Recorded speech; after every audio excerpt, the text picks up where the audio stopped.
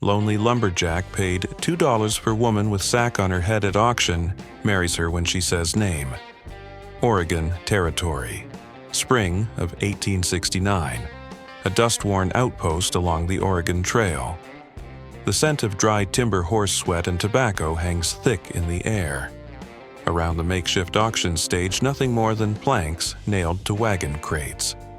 A crowd of men gathers. Rough hands, dull eyes, hungry hearts, and hollow souls. The kind of place where even decency forgets to stop.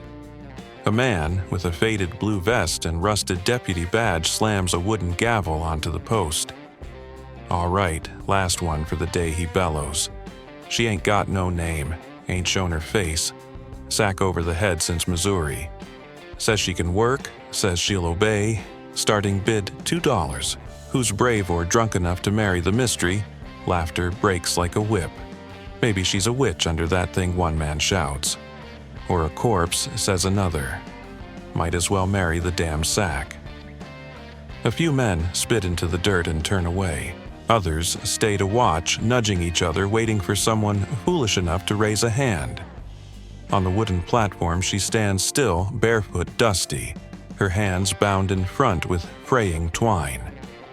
The sackcloth over her head is stained, too large, tied tight at the neck. Only her breathing betrays her fear. It comes quick, shallow, controlled, but barely. Her fingers twitch, clench, release. But this ain't Oregon, and the year ain't 1869. It's the Arizona Territory summer of 1872, and the town is Rattlesnake Gulch, a bone-dry scar of a place carved between blistering sands and jagged peaks. The air chokes with dust, sharp with the tang of mesquite smoke and stale whiskey. The sun hammers down at 3 p.m., turning the auction stage a rickety platform of splintered oak into a furnace. The crowd, maybe 30 strong, is a pack of sun-scorched prospectors, drifters, and cattle hands, their boots kicking up red dirt clouds. Their eyes glint with greed, boredom, or something darker. Elias Stone Blackwood steps into this hellhole like a shadow cast by a storm cloud. Tall, broad-shouldered, his canvas duster clings to him heavy with trail dust. His face half hidden under a weathered Stetson is all hard lines and shadowed scars like a canyon etched by a merciless river. His hands calloused from years as a ranger rests steady at his sides, one thumb hooked in his belt near a Colt revolver. He don't come for gold or glory. He's hunting a ghost, a whisper, from a night 3 years back when flames swallowed his wife and daughter in Shadow Creek. The kind of wound that don't bleed but never heals. The auctioneer, Judge Gideon Cross, ain't no deputy, but a wolf in a tailored vest. His silver hair gleams his smile, sharp as a rattler's fang. $10, boys, he hollers, voice oily as axle grease. This gal's a worker. Obedient, quiet, hell, she's a bargain. The woman on the stage. Seraphina Thorne stands rigid, her bare feet blistered against the scorching planks. The sack over her head coarse, as burlap is knotted with barbed wire at the throat. Her hands, bound with rusted wire, tremble faintly like aspen leaves before a storm.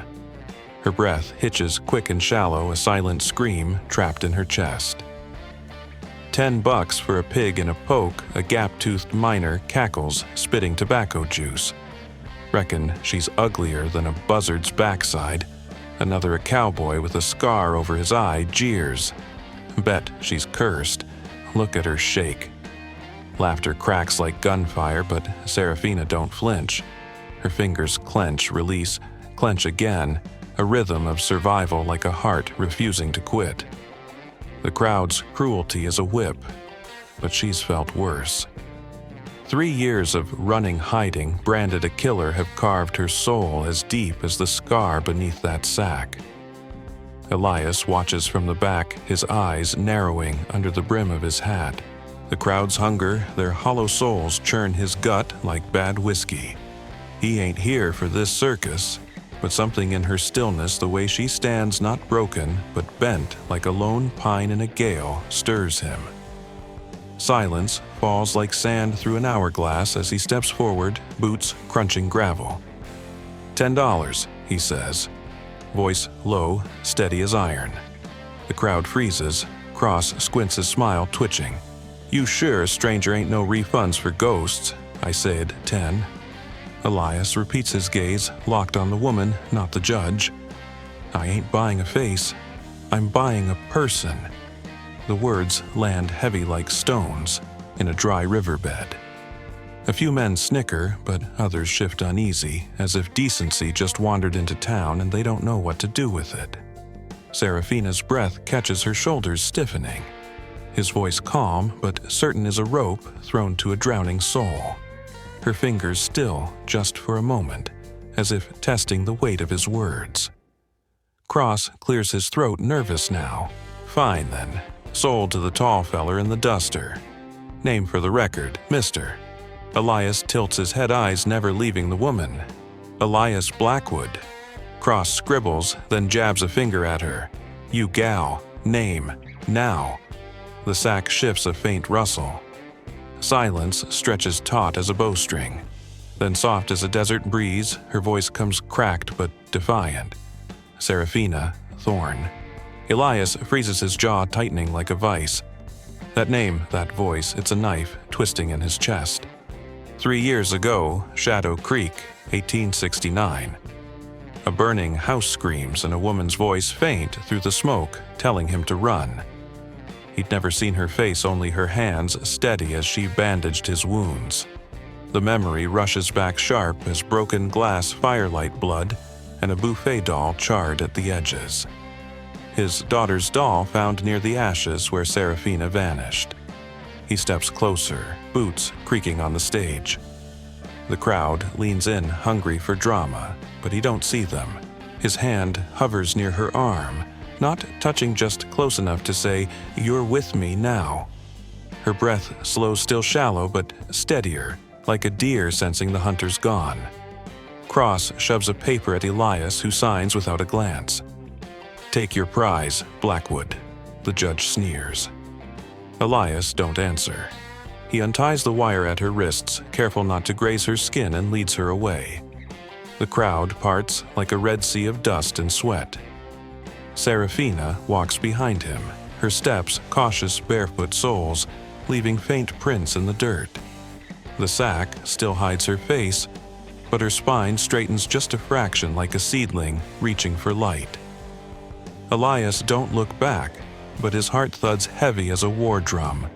That voice, that name, it's no coincidence. The desert wind howls low and mournful, as if the land itself knows their paths were meant to cross. If you're loving these cowboy love stories, drop a 1 in the comments to keep the Wild West love mysteries trail blazing.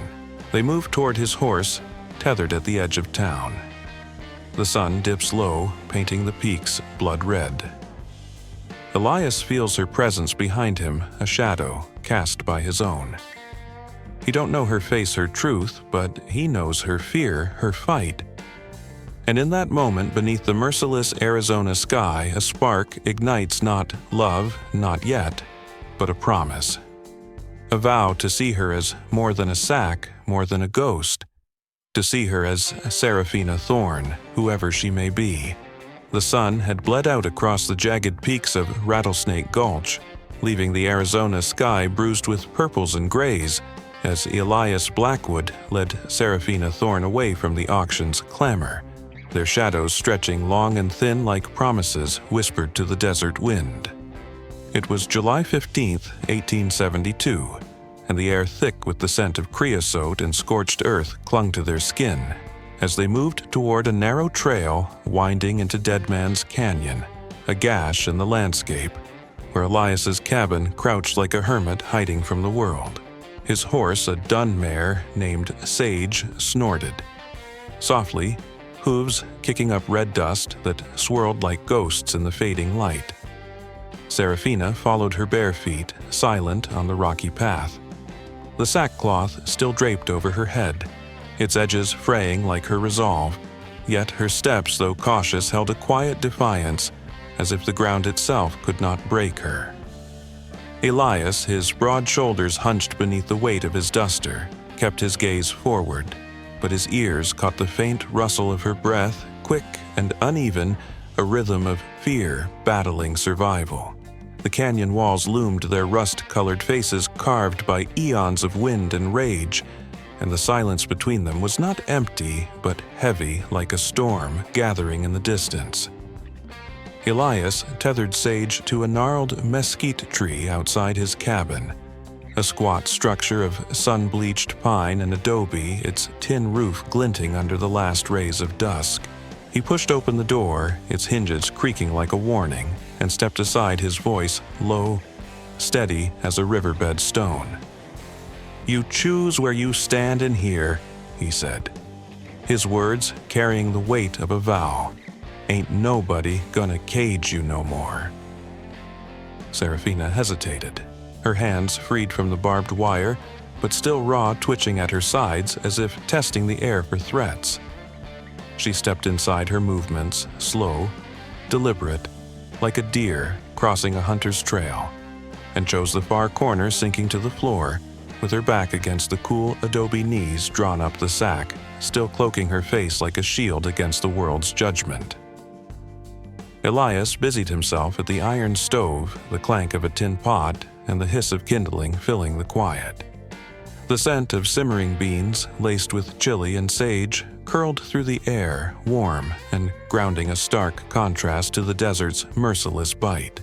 He didn't look at her, didn't press his hands, moving with the practiced rhythm of a man who'd cooked for ghosts before his wife, his daughter, their absence, a wound that never scarred over. He set a tin plate of steaming beans near her, not too close, just enough to say he saw her not as a shadow, but as a person. Serafina's fingers, pale and trembling, reached for the plate, then stilled, as if the act of eating might betray some hidden weakness. Her breath slowed, no longer a frantic flutter, but a measured tide like the desert, calming after a sandstorm. Minutes bled into hours, and the night settled over the cabin like a heavy quilt. The only sounds, the crackle of the fire and the distant howl of a coyote, lonesome as a widower's prayer.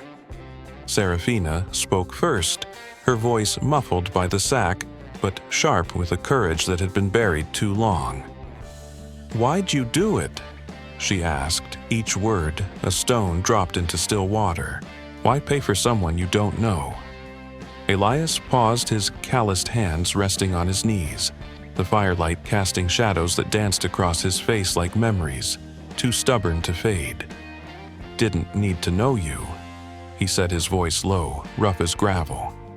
"I know what it's like to be left behind. Figured you deserved better than that stage." Her head tilted slightly, the sack shifting to reveal a sliver of her jaw, pale and sharp beneath the coarse fabric. "You don't know what I am." She whispered her words, trembling like a leaf caught in a gust, yet laced with a defiance that cut through the dark. Elias leaned forward, elbows on his thighs, his eyes fixed on the fire as if it held answers he'd chased for years. "I know enough," he said. "I know a voice that sounds like one I heard 3 summers back in Shadow Creek when I was half dead in a burning house. Someone pulled me out, bandaged me up, left a doll behind. My daughter's doll, ain't forgotten that voice." The air grew taut like a bowstring pulled to breaking. Serafina's hands clenched, her knuckles whitening against her knees, and the sack seemed to tighten around her as if her past were a noose she couldn't escape. "You're wrong," she said, but her voice cracked, betraying her. Elias didn't push, just reached into his duster and pulled out a small charred buffet doll, its cotton face blackened, but for a faint stitch of blue eyes. He set it on the floor between them, gentle as a prayer. "Found this in the ashes," he said. "Night my family burned. Night I heard that voice. Night someone saved me." Serafina's breath hitched a sound like a sob swallowed whole. She reached for the doll, her fingers trembling as if touching a ghost, and for a moment the sack seemed to loosen, as if the weight of her secret might lift. "I was there," she whispered, her voice barely audible, like a breeze lost in the canyon's depths. Shadow Creek, 1869. I worked the inn. The man, Judge Cross, he tried to take me. I fought. He fell, hit the hearth. They said I killed him, branded me a murderer. Her words spilled out jagged and raw, like shards of glass from a broken window. I ran. They caught me bound. Me covered my face so no one would see the scar he left. She reached up slow as dawn creeping over the peaks and pulled the sack away. The firelight caught her face, a long, jagged scar running from temple to jaw, a cruel map of survival etched into her skin. Her eyes gray as storm clouds met his, not with shame, but with a fierce, trembling resolve. Elias didn't flinch, didn't look away. His gaze held hers steady as the North Star, and in that moment, the cabin's walls seemed to breathe as if the desert itself bore witness to their shared pain. "That scar ain't you," he said softly, his voice warm as the fire's glow. "It's just what you carried to get here." Seraphina's lips parted, a breath escaping like a bird set free. Her hands, still clutching the doll, steadied, and for the first time her shoulders relaxed as if the weight of 3 years running had begun to lift like sand slipping through an hourglass. Elias leaned back, his own heart thudding, not with love, not yet, but with a recognition, a spark of something deeper, like a seed buried in parched earth waiting for rain. He saw her, not as a fugitive or a ghost, but as Seraphina Thorne, a woman who'd saved him once, and now maybe he could save her too. Segment 3. Dark Abyss. Dawn's Flame. The night had wrapped Dead Man's Canyon in a shroud of silence, broken only by the low moan of wind threading through the crags, as if the Arizona Territory itself whispered warnings of what was to come on that sweltering July evening in 1872, the air thick with the scent of sagebrush and the faint metallic tang of impending rain. Elias Blackwood sat by the dying embers of the cabin's fire. His broad frame hunched, his hands scarred from years of wrestling, the wild resting on the worn handle of his Colt revolver, its steel glinting like a promise of reckoning in the flickering light. Across the room, Seraphina Thorne knelt by the narrow window, her silhouette sharp against the moonless dark. Her scar, a jagged riverbed carved from temple to jaw, catching the faint glow of starlight, no longer hidden by the sack, but worn like a badge of defiance. Her fingers, steadier, now traced the edge of the charred buffet doll Elias had given her, a relic of their shared tragedy. Its singed cotton, a silent testament to the night in Shadow Creek when both their lives shattered like glass under a boot.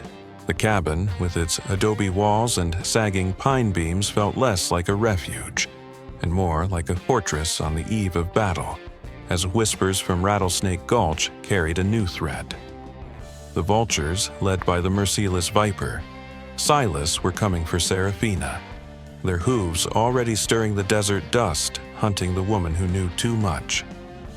Elias's eyes, shadowed beneath his Stetson, flicked toward her, reading the tension in her posture, the way her shoulders squared, not with fear, but with a resolve that burned like a low flame, steady and unyielding.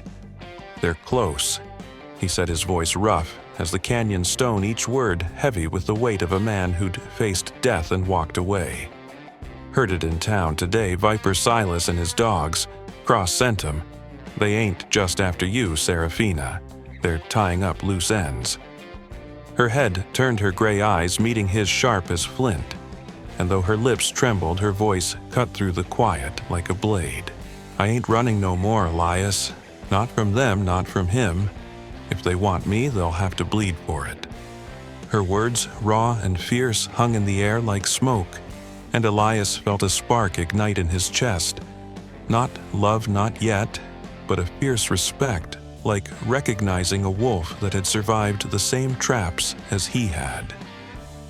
The plan came together in the dim glow of the cabin, as the wind outside howled like a chorus of ghosts mourning the living. Elias leaned over a crude map scratched into a plank, his finger tracing the snaking path of Dead Man's Canyon to the infamous Death's Jaw Gorge, a choke point where the walls narrowed to a razor's edge, perfect for an ambush. "You ride out at dawn," he said, his voice steady as iron, wearing that damn sack again, just enough to draw their eyes. "Lead 'em to the gorge. I'll take the high trail cut through the mesa and fetch Sheriff Boone from Silver Creek. He's honest, but his yellow needs prodding." Seraphina's hands clenched her knuckles, whitening like bone against the doll, and she nodded her scar, glinting as she tilted her head. "I'll play the bait," she said, her voice low, threaded with a courage that felt like a river carving through stone. "But I ain't just running Elias. I'll make sure they follow." Her eyes burned with a fire that matched his own, and in that moment their shared purpose wove them closer like threads in a tapestry stitched by pain and defiance. Dawn broke over the canyon on July 16, 1872, the sky bleeding crimson as if the desert itself sensed the bloodshed to come. Seraphina mounted Sage Elias's dun mare, her hands gripping the reins with a steadiness that belied the pulse hammering in her throat. The sackcloth tied loose over her head fluttered like a tattered flag, its coarse weave a grim reminder of her past, yet now a weapon she wielded by choice. Elias stood beside her, his duster flapping in the dry wind, his hand brushing her arm not to hold, but to anchor a silent vow that said, "You ain't alone. Ride hard, but ride smart." He said, his voice soft but heavy, like a stone dropped in deep water. "I'll be there before they close the gap." Seraphina nodded, her breath steadying, and for a fleeting moment her fingers grazed his, a touch light as a sparrow's wing but heavy with trust, a promise that bound them beyond words. As she rode out, the canyon seemed to hold its breath, the saguaro cacti standing like sentinels, their spines glinting in the rising sun. Elias took the high trail, his boots crunching shale, his heart pounding, not with fear, but with a fury that had simmered for 3 years since the night his family burned. The vultures, 5 strong, appeared by noon, their dust cloud rising like a storm on the horizon. Viper Silas at the lead, his lean frame hunched like a predator scenting blood, his eyes cold as a snake's under a black hat. Seraphina rode steady, the sack flapping her silhouette a ghost against the red cliffs, and the vultures took the bait, their spurs jangling like death knells as they pursued her toward Death's Jaw Gorge. The gorge loomed, its walls towering like the jaws of some ancient beast, the air thick with the scent of dust and danger. Seraphina's heart thundered, but her hands held firm, guiding Sage through the narrowing pass, her mind sharp as she calculated each turn, each glance over her shoulder. The vultures closed in, their shouts coarse with Arizona slang, "Get that witch, boys." But she didn't falter, her scar hidden, but her spirit bared a woman no longer running, but luring like a flame, drawing moths to their doom. Elias, high on the mesa, watched through his rifle's scope, his breath slow, his resolve ironclad, knowing this was more than a trap, it was a reckoning. The first shot rang out at 2 p.m., a crack like thunder splitting the gorge.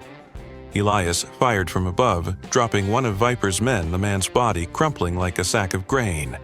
Seraphina swerved Sage behind a boulder, her hands yanking the sack free, her face scar and all blazing with defiance as she drew a hidden knife ready to fight.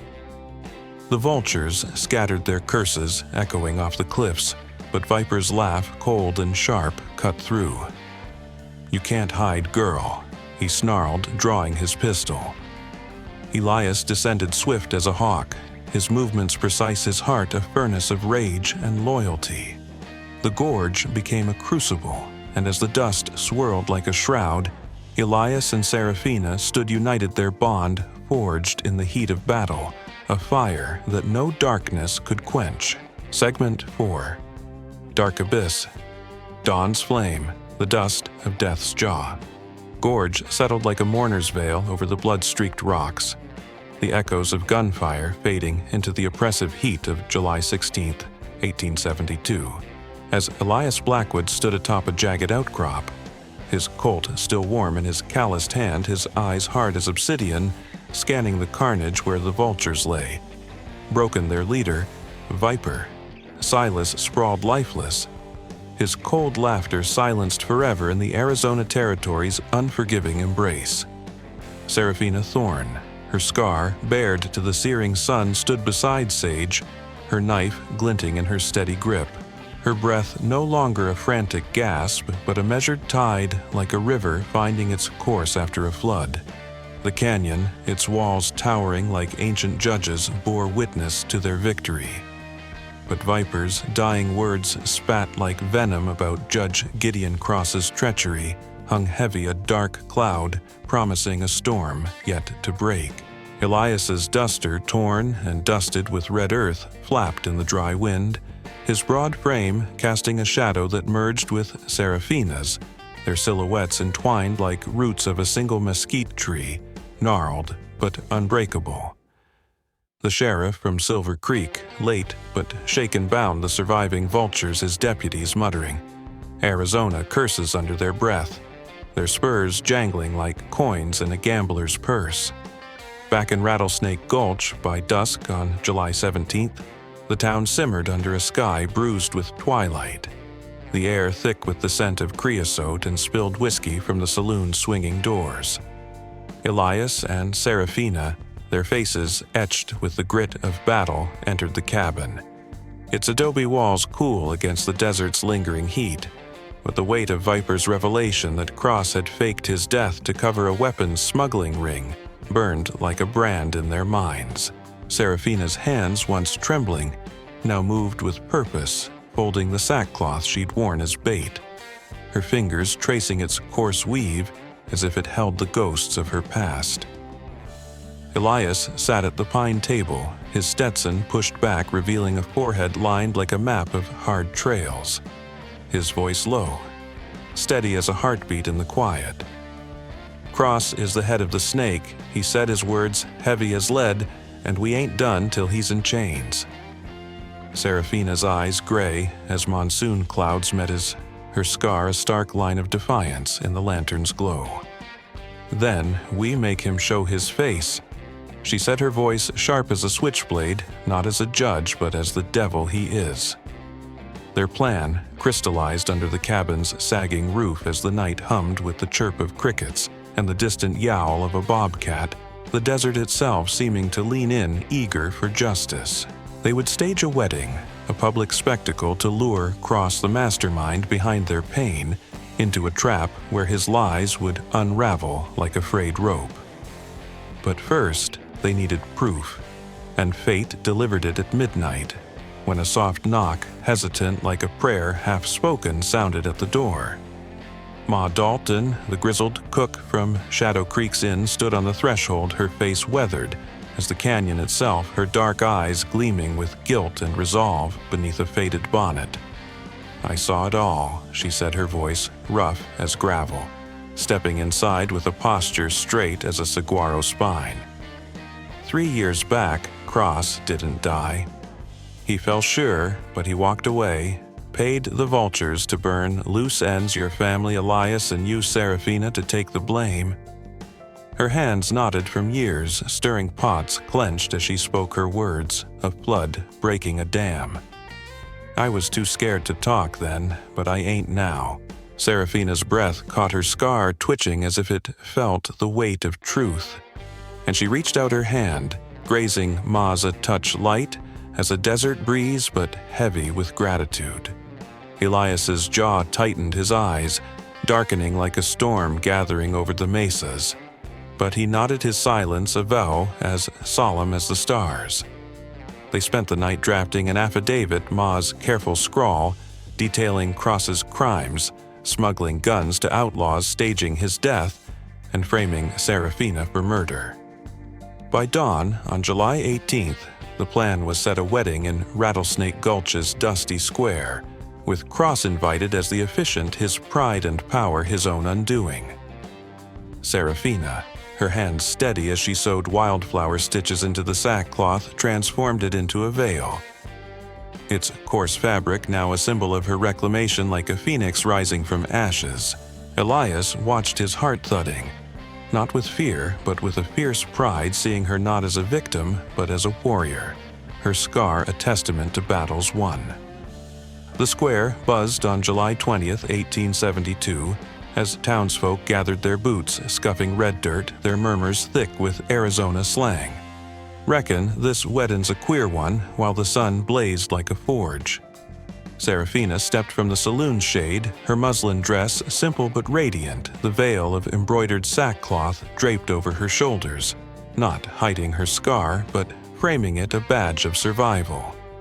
Elias stood beneath a makeshift arch of mesquite branches, his duster traded for a clean shirt, his eyes soft as twilight but steady as stone. Cross, in his tailored vest, smirked as he took his place, his silver hair glinting like a snake's scales, unaware of the trap. "We gather to join this man and woman," he began, his voice oily as the saloon's floor. But Seraphina's hand, gripping Elias's, signaled the moment. "Not yet, Judge," she said, her voice clear as a bell, ripping the veil free to reveal her scar, her eyes blazing. "You'll answer for Shadow Creek first." Ma Dalton stepped forward, affidavit in hand, her voice cutting through the crowd's gasps like a whip. "Cross faked his death, killed to cover his gun running," she declared, as Elias brandished Viper's bloodied ledger, proof of Cross's dealings. The judge's face paled, his hands clawing for escape, but Elias blocked him, his frame a wall of righteous fury. "You're done, Cross," he growled, voice low as thunder. The crowd surged, their shouts a chorus of outrage as Sheriff Boone, spurred by Ma's courage, clapped irons on Cross's wrists. Seraphina stood tall, her scar glinting in the sun, her heart no longer a prisoner, but aflame, burning bright with Elias at her side, their bond sealed not just by pain, but by justice won. If you're gripped by these Western stories of love and vengeance, comment 1 to keep the Wild West stories blazing on Wild West Love Mysteries. As Cross was dragged away, the square fell silent, the desert wind whispering like a sigh of relief, and Elias and Seraphina stood together. Their hands still clasped, their eyes meeting in a quiet vow, as if the canyon itself bore witness to a dawn breaking over their scars. Segment 5. Dark Abyss. Dawn's Flame. The Dust of Rattlesnake. Gulch's Square had settled the clamor of Judge Gideon Cross's arrest, fading into the desert's relentless hum, as the sun dipped low, painting the Arizona sky with streaks of gold and amber, like a promise whispered by the heavens to a land long scarred by cruelty. Elias Blackwood and Seraphina Thorne stood side by side, their hands still clasped from the staged wedding that had unraveled Cross's empire of lies, their shadows merging into one long silhouette against the red earth, as if the canyon itself had woven their fates together, unbreakable as the roots of a century-old saguaro. The town, once a crucible of greed and betrayal, now buzzed with a cautious hope, its people prospectors with sun-cracked faces, saloon girls with wary eyes, and ranchers with calloused hands murmuring tales of the woman who'd turned her shame into strength, and the man who'd stood by her, their voices carrying the twang of Arizona slang, rough as the gravel under their boots. Seraphina's veil, crafted from the sackcloth that once cloaked her in fear, hung loosely over her shoulder, its wildflower stitches catching the fading light like stars sewn into the dusk, while Elias's broad frame, no longer hunched with the weight of vengeance, stood tall, his duster swaying like a flag of hard-won peace. They left the square as twilight deepened the air, thick with the scent of creosote and blooming night jasmine, a rare sweetness in a land that rarely offered such gifts, and headed toward a quiet ridge overlooking the canyon, where a lone cottonwood tree stood sentinel, its leaves rustling like a soft hymn against the evening's hush. Seraphina's scar, a jagged river from temple to jaw, gleamed faintly under the rising moon. No longer a mark of shame, but a map of her survival, etched with the resilience of a woman who'd walked through fire and emerged whole. Her hands, once trembling under the weight of barbed wire, now moved with a quiet grace, folding the veil and tucking it into her satchel. Her fingers brushing the charred buffet doll Elias had given her, a relic of their shared loss that now felt less like a wound and more like a bridge. Elias walked beside her, his boots crunching on the shale path. His eyes, once cold as flint, softening with a warmth that flickered like a lantern in a storm. His heart, no longer a barren wasteland but a field where hope might take root. At the ridge, they sat on a flat stone worn, smooth by time, the canyon sprawling below, like a tapestry of scars and secrets, its red cliffs glowing faintly, as if the earth itself bore witness to their transformation. Seraphina's voice, once a whisper, choked by fear, now flowed steady like a spring breaking through stone. I used to think this scar made me nothing. She said her words soft but heavy, like rain on parched ground, that it marked me as cursed, something to hide from the world's eyes. She touched the scar lightly, her fingers tracing its jagged path as if reading a story she'd finally learned to love. But standing here with you, I see it different, like it's proof I'm still here, still fighting. Elias's gaze held hers, his eyes deep as the canyon's shadows, and he leaned forward, his calloused hand hovering near hers, not grasping, but offering like a man who'd learned to give without taking. That scar ain't just proof you survived, he said, his voice low, warm as the cottonwood shade. It's proof you're stronger than the bastards who tried to break you. Her lips curved, not quite a smile, but a dawn breaking over her face, and for the first time her shoulders relaxed fully, as if the desert wind had swept away the last chains of her past.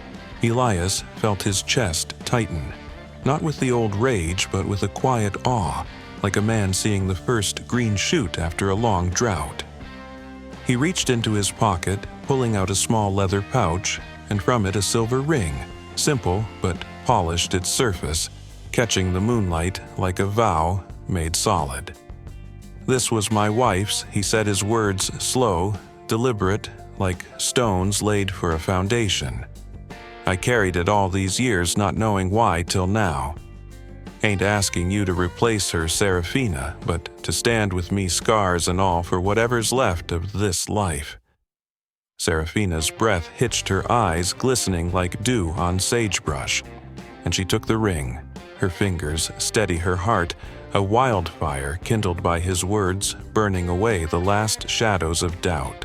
The wedding came days later, not in the square, but under the cottonwood, with only Ma Dalton and a handful of townsfolk, those who'd seen their courage and believed in their truth as witnesses.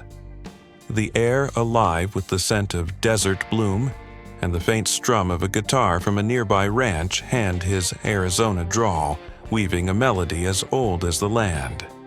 Seraphina wore no veil. Her scar bared proudly, her muslin dress catching the breeze like a sail on a calm sea, while Elias stood in a clean shirt, his Stetson tipped back, his eyes locked on her like she was the only star in a moonless night. I vow to see you. Seraphina Thorne, he said, his voice steady as the canyon's bones, not for what you've lost, but for what you've become. She answered, her voice clear as a bell across the desert. And I vow to stand with you, Elias' scars and all till the end. Their hands joined the ring glinting on her finger, and the cottonwood's leaves whispered above, as if the desert itself blessed their union, its harshness softened by their love. As they stood together, the canyon stretched wide before them, its cliffs no longer looming, but embracing like arms cradling a new beginning, and the stars above burned bright, each one a testament to the light they'd